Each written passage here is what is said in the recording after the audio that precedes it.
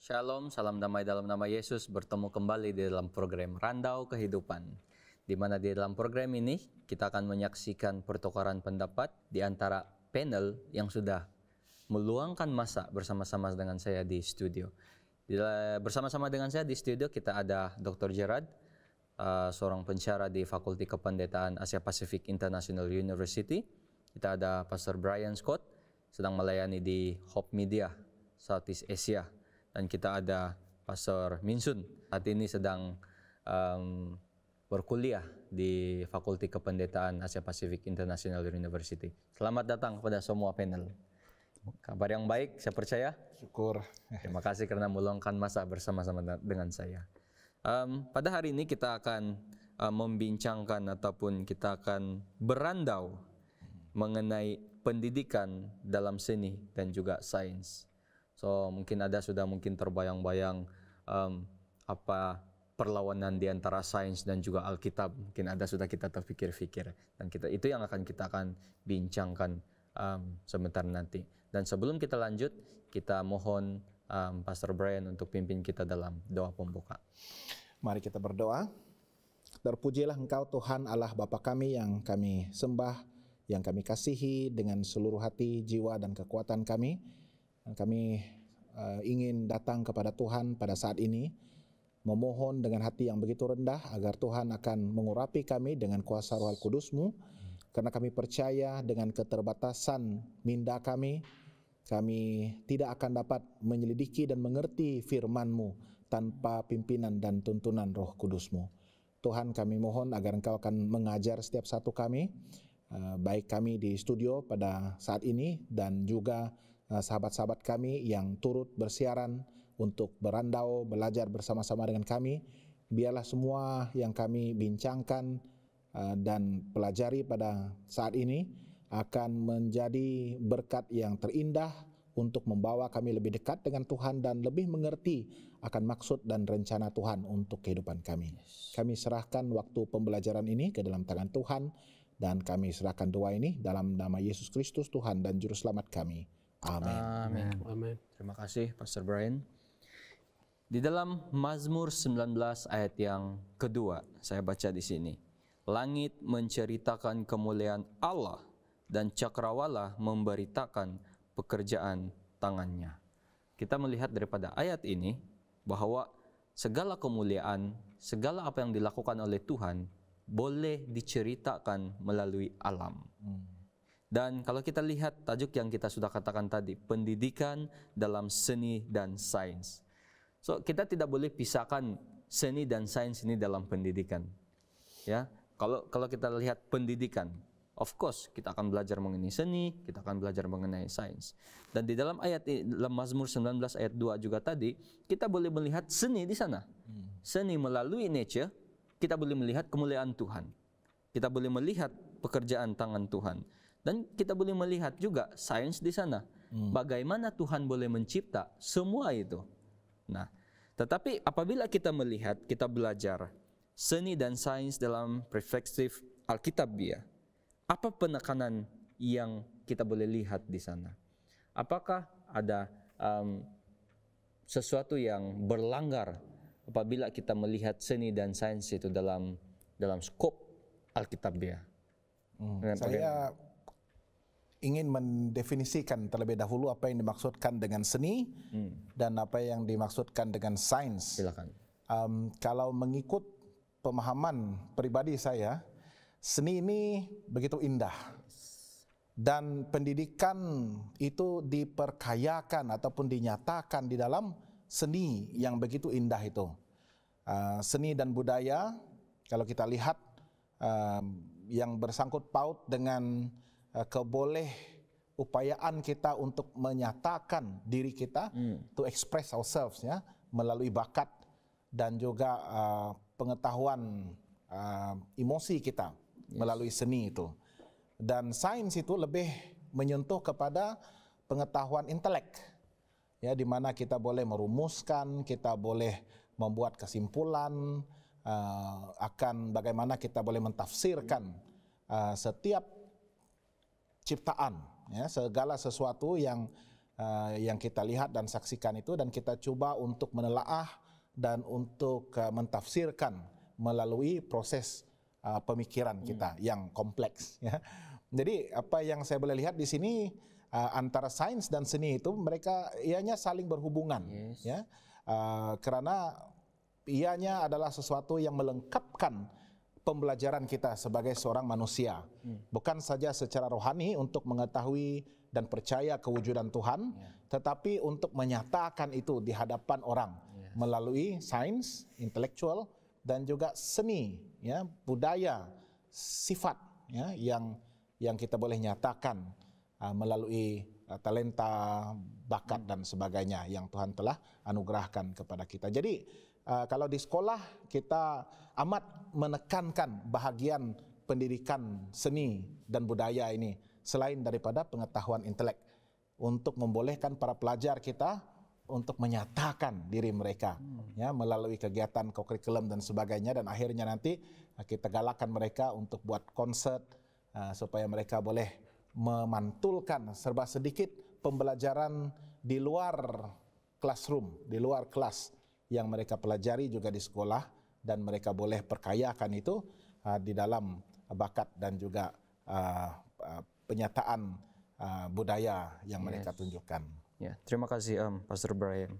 Pastor Minson, mungkin Pastor boleh mengungsikan sesuatu mengenai hal ini.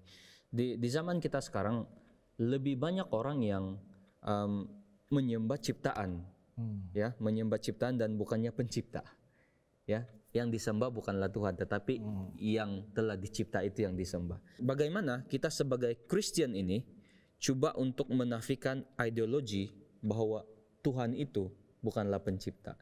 Sebab kita boleh melihat juga dalam aspek sains, ya, ada yang mengatakan bahwa oh, wujudkah Tuhan itu? Oh, kita ini dicipta oleh Tuhan. Siapa Tuhan? Pernyataan itu atau pendapat itu, ideologi seperti itu menafikan bahwa Tuhan itu adalah pencipta. So, sebagai seorang Kristen dan sebagai seorang yang kita memahami firman Tuhan, bagaimana kita boleh menafikan ideologi seperti itu? Adakala art ini ataupun seni dengan sains ini boleh membantu untuk menyatakan ketuhanan Tuhan kita.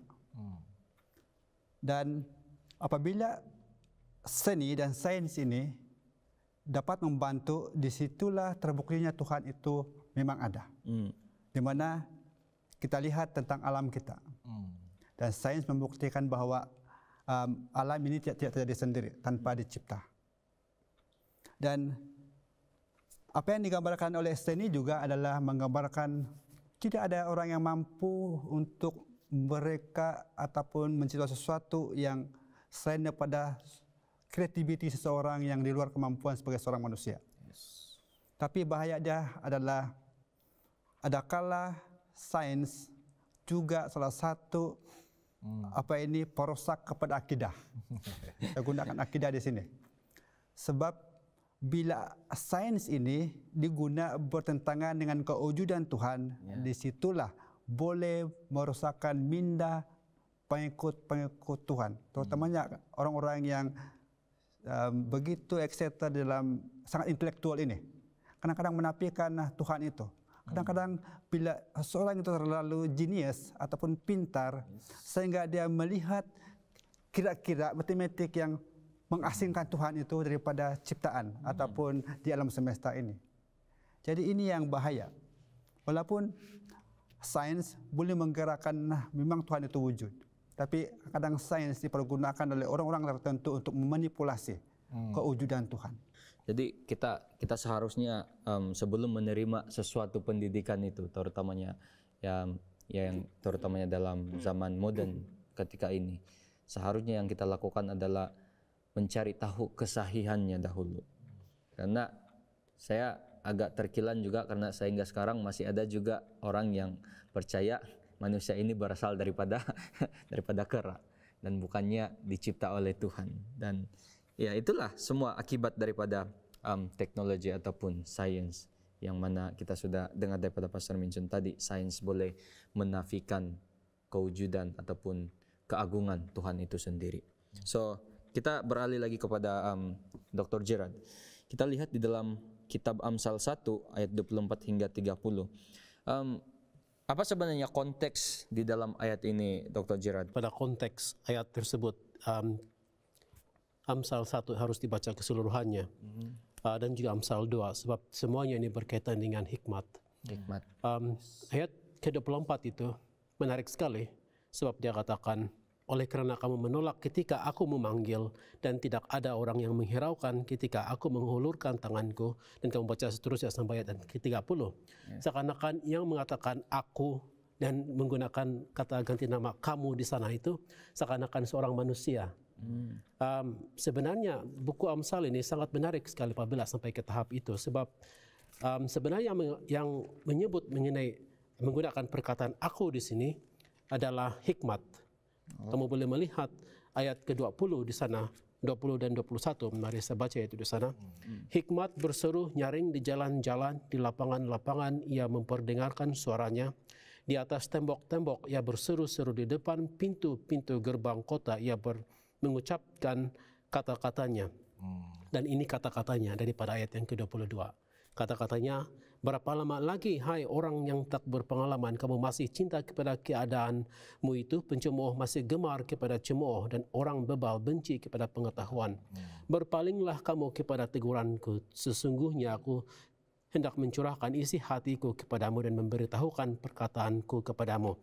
Dan ayat yang ke-24 dan seterusnya, dia katakan, disebabkan kamu menolak aku, inilah kesannya apabila kamu menolak hikmat. Dan kita melihat hikmat ini kepada dalam kedua-duanya, seni dan juga sains. So, kalau kita lihat seni ini, kamu lihat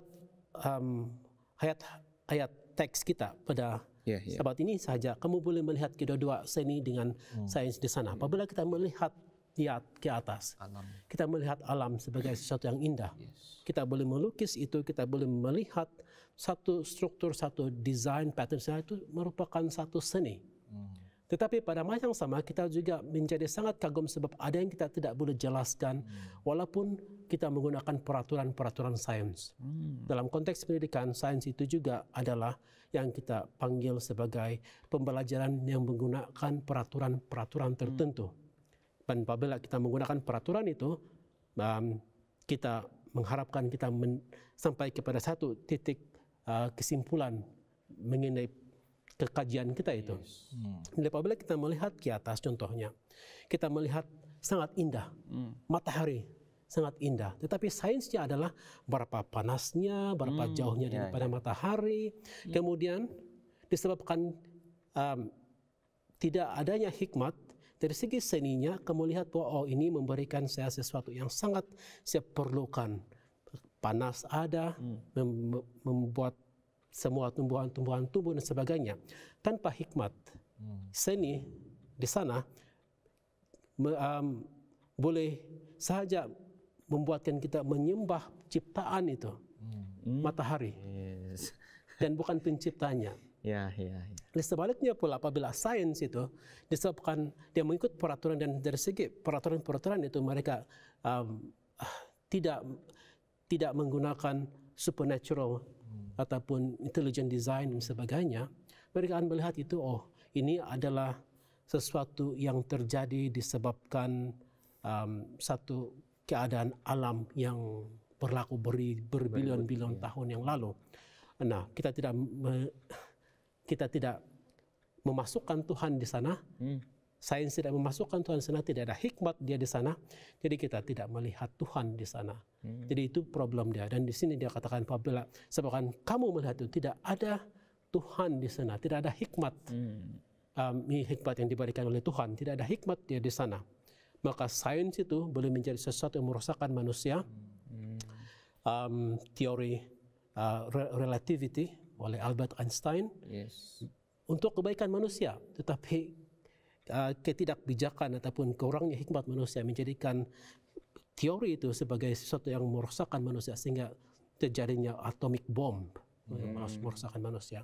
Seni juga seperti itu, yang berlaku seperti itu. So kita melihat disebabkan kamu tidak ada hikmat ini, apapun pelajaran kamu sama itu seni ataupun sains, kamu menidakkan Tuhan di sana, ini kesan dia kepada kamu.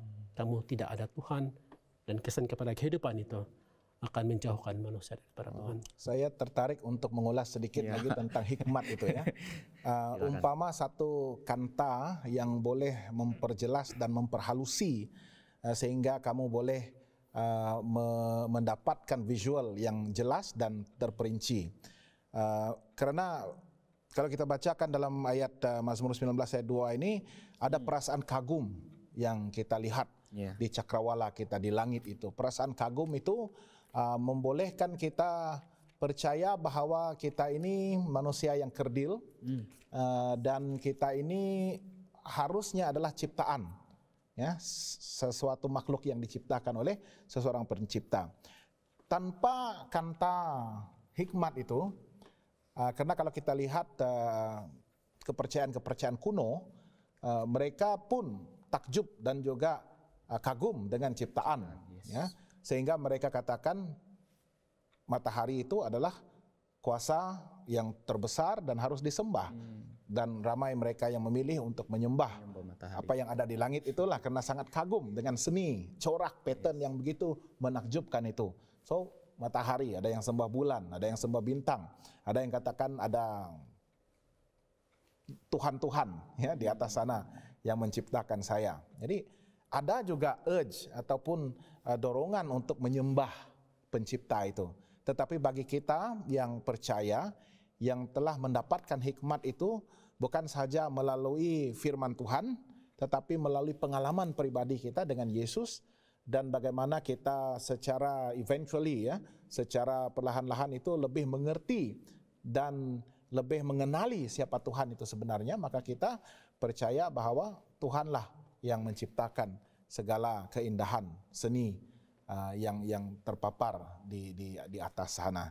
Ya, jadi itu sebabnya untuk mendapatkan hikmat itu sangat penting.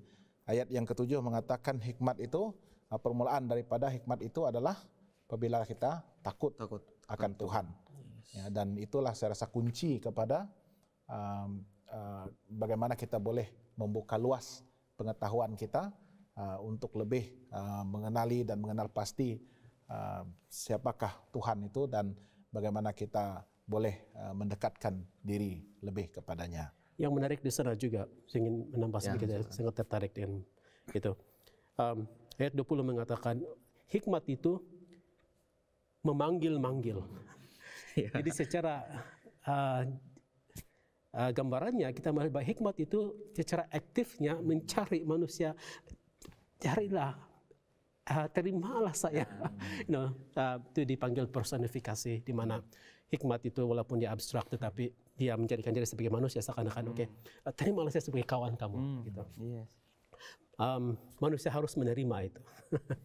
Ya, sangat-sangat menarik dengan daripada buku Amsal itu sendiri kita boleh melihat satu hal yang terpenting bahwa hikmat itu sebenarnya sudah ada dan hikmat itu sebenarnya sudah di-offer, orang bilang di-offer, tersedia. Ya, tersedia kepada semua orang. Dan saya percaya sains ini sebenarnya tiada masalah. Tetapi yang menjadi masalah apabila sains itu sendiri dilakukan ataupun hasilnya ataupun sewaktu dia dilakukan tidak ada hikmat yang kita katakan sebentar tadi, yang mana keputusannya, prosesnya dibuat atas keupayaan kebijaksanaan sendiri. Sebab coba kita bayangkan kalau sains itu disertakan dengan hikmat kebijaksanaan daripada Tuhan, sudah tentunya tidak ada timbul satu statement yang mengatakan manusia daripada kera semua. Saya percaya tidak ada statement seperti itu kalau sains itu disertakan dengan hikmat kebenaran daripada Tuhan sendiri. Dan kita melihat juga, saya tertarik dengan sekali lagi ya, kita pergi kepada buku Kejadian, satu ayat dalam Genesis 3 ayat 6. Kalau kita lihat ayat itu, perempuan itu melihat, ya ini cerita Hawa lagi di Taman Eden, bahwa pohon itu baik untuk dimakan dan sedap kelihatannya. Nah, saya ambil di sana, kita melihat seolah-olah kecantikan semata-mata tidak semestinya baik dan membawa, ya tidak semestinya baik dan membawa manfaat. Seolah-olah seperti itu, karena kita lihat itu buah. Hawa melihat itu buah cantik saja. Ayat itu sendiri mengatakan buah pohon itu baik dan kelihatannya sangat sedap. Maksudnya di sana mungkin keadaan kondisi buah itu berada dalam keadaan yang mungkin di luar imajinasi kita, yang berada dalam keadaan perfect. Tetapi akibat daripada mengambil yang baik itu, dosa timbul.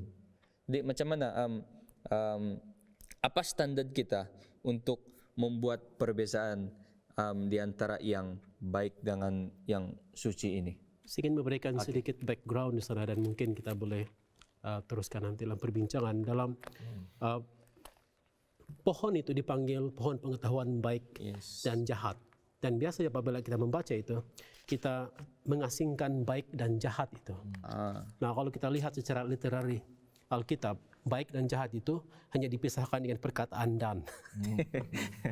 Baik dan jahat. Cuma kamu lihat kalau dalam bahasa Ibrani dia, perkataan ini baik dan jahat itu seharusnya tidak boleh dipisahkan dan harus dilihat bersama-sama.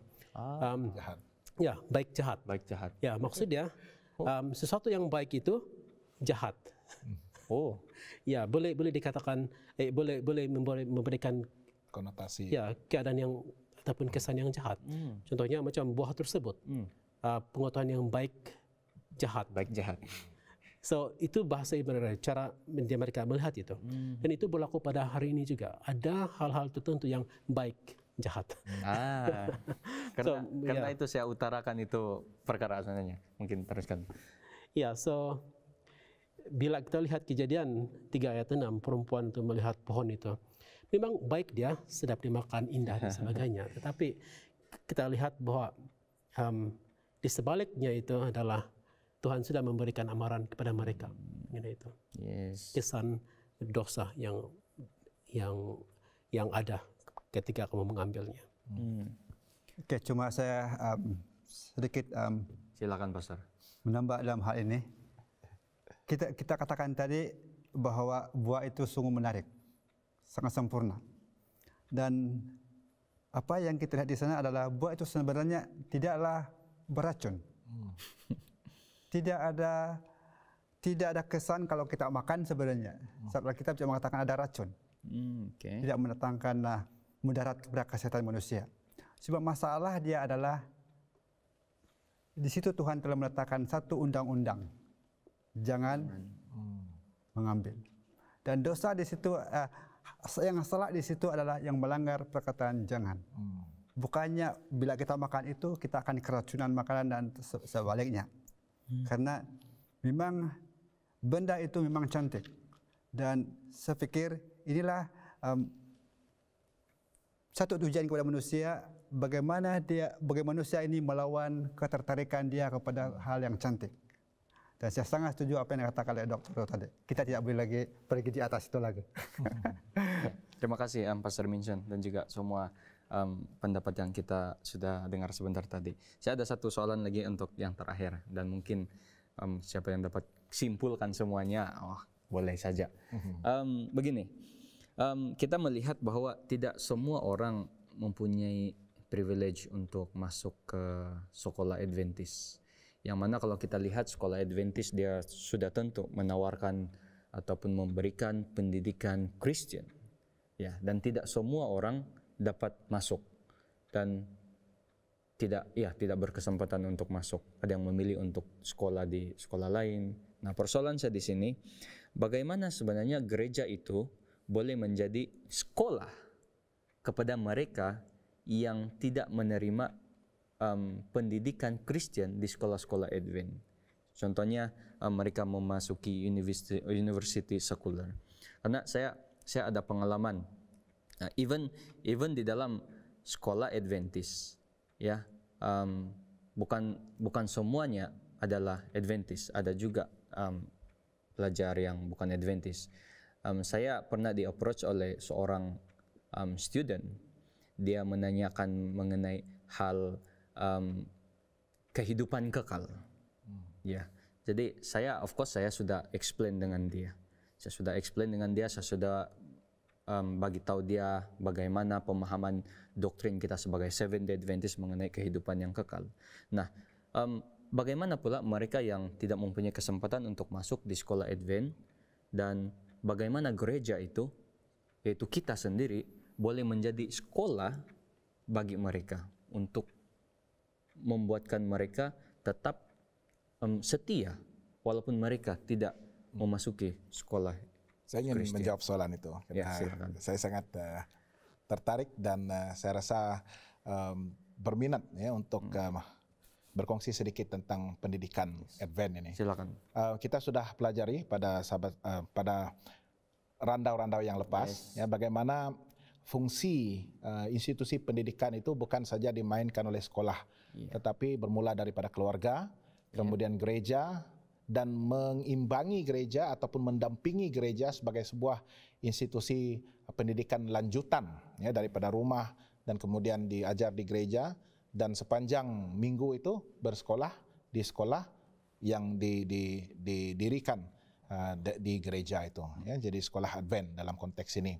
Jadi itu bermaksud bahwa seseorang yang privilege ya mempunyai kelebihan kesempatan untuk bersekolah di sekolah Advent itu dia begitu menyeluruh ya karena ada kesinambungan daripada apa yang diajarkan di rumah, apa yang dia pelajari di gereja dan apa yang dia akan pelajari di sekolah.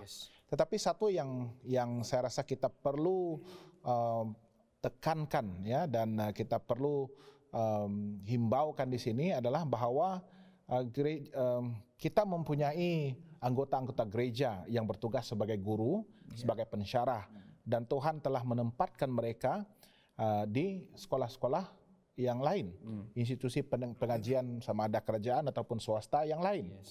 Dan itu sebabnya kita terpanggil untuk menjadi murid ya pada masa yang sama sebagai guru, dan tugas kita adalah untuk memastikan prinsip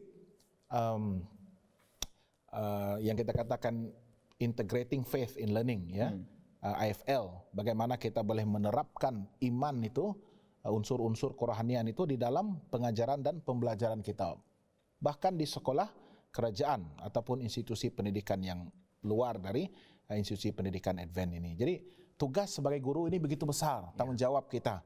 Nah, bukan sebagai pendidik sahaja, tetapi Tuhan telah menempatkan kita di sana untuk satu tujuan, untuk menginjil dan untuk menyampaikan kebenaran melalui ajaran-ajaran kita. Kalau kita tahu bahwa manusia itu bukan berasal dari kera, jangan ajarkan itu kepada anak murid kita. Ya, mungkin itu yang diajarkan di dalam buku teks sekuler, ya, tetapi pada masa yang sama kita ajarkan yang benar. Ya, ini yang sekuler katakan, tetapi sebagai orang percaya, sebagai orang Kristen, saya tetap percaya bahwa kita ini diciptakan oleh Tuhan, dan itu yang disebutkan dalam Kejadian 1 ayat 1, dan begitu juga di university dan sebagainya. Jadi tugas kita sebagai gereja sekarang adalah untuk mobilize, ya, untuk memberikan beban itu, ya, panggilan itu, bukan saja beban tapi panggilan itu kepada setiap guru-guru Advent yang bertugas di sekolah-sekolah selain daripada sekolah Advent. Jadi biarlah mereka tahu bahwa panggilan mereka juga besar, sama seperti pemimpin-pemimpin gereja yang lain, sama seperti guru-guru di sekolah Advent, dan mereka juga boleh melayani. Dan satu lagi yang kita rasa diberkati dalam gereja Seventh Adventist ini adalah kita mempunyai jabatan yang disebutkan sebagai Public Campus Ministry ataupun PCM, dan tugas jabatan ini adalah untuk memastikan pelajar-pelajar yang berkuliah di sekolah ataupun institusi pendidikan selain daripada institusi pendidikan Adventist ini masih dapat menerima, ya, pelayanan untuk memberikan support, ya, sokongan kepada mereka, dan untuk membolehkan mereka juga melibatkan diri di dalam penginjilan di kampus mereka. Terima kasih Pastor Brian. Saya percaya kedua panel ini, 3 panel, dan Dr. Gerard, Pastor mention juga masih banyak idea yang mau dikongsikan. Tetapi saya percaya itu mungkin disimpan untuk randau yang akan datang. So, sekali lagi terima kasih Dr. Gerard sudah bersama-sama dengan kita. Terima kasih Pastor Brian, dan terima kasih juga kepada Pastor Minsun. Dan kita sudah mendengar bahwa Tuhan adalah, kita seharus meletakkan Tuhan di tempat yang tertinggi, tidak kira apa juga level pendidikan kita. Karena Tuhanlah yang telah memulakan segala-galanya yang ada di dunia kita sekarang. So, kita harus terus menyembah kepada Tuhan dan kita terus mengagungkan Tuhan karena hanya Dia saja yang layak. Untuk menutupi program kita pada hari ini, saya mau menjemput Pastor Gerard untuk memimpin kita dalam doa penutup. Mari kita berdoa. Bapa kami dalam kerajaan syurga, kami bersyukur diberikan peluang untuk berandau pada masa ini. Kami mendengar dan bertukar-tukar pendapat pikiran sehingga membuka pikiran kami melihat keajaiban dan kemuliaan Tuhan dalam seni dan juga sains. Dimanapun kami berada ya Tuhan, biarlah Engkau mengajar kami, memberikan kami hikmat, agar kami boleh menggunakan karunia roh yang Tuhan berikan kepada kami untuk mengajar mengenai kemuliaan dan ketuhanan. Terima kasih sebab Engkau mendengar ini semua, memberkati semua yang mendengar, supaya kami boleh terus teguh dalam iman dan kepercayaan kami. Dalam nama Yesus kami berdoa. Amin. Terima kasih Dr. Gerard sudah memimpin kita dalam doa penutup, dan juga terima kasih kepada semua panel yang sudah menyertai kita, dan terima kasih untuk kita punya penonton yang sudah menyertai daripada awal program sehingga akhir. Dan jangan lupa minggu depan kita akan bertemu di dalam program yang sama, masa yang sama, dan tajuk yang berlainan, dan juga ide-ide mungkin yang baru. Kita jumpa di minggu hadapan. Tuhan memberkati.